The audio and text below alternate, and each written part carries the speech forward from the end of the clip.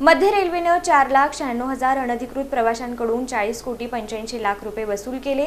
दंडात 63% वाढ आणि उघडकीस आलेल्या प्रकरणांमध्ये 23% वाढ झाली।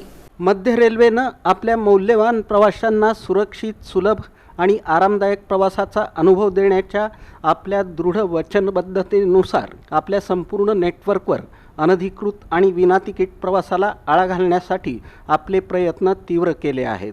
तीव्र आणि पद्धतशीर तिकीट तपासणी मोहिमेद्वारे मध्य रेल्वेनं एप्रिल 2026 मध्ये लक्षणीय परिणाम साधले आहेत। एप्रिल 2026 या महिन्यात मध्य रेल्वेच्या तिकीट तपासणी पथकांनी विनातिकीट, अयोग्य किंवा अवैध प्रवास परवानगीनं प्रवास करणाऱ्या 4,96,000 प्रवाशांना पकडलं।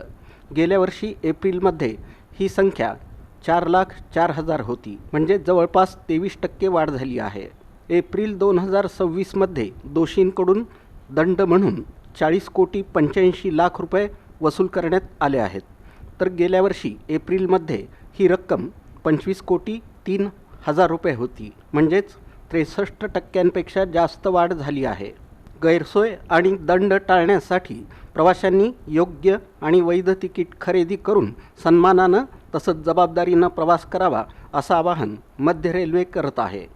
विनातिकीट प्रवासाबाबत रेल्वे आपल्या शून्य सहिष्णुता धोरणाचा पुनरुच्चार करत आहे आणि प्रवाशांना आरामदायक तसंच सन्मानजनक प्रवास मिळावा यासाठी कटिबद्ध आहे।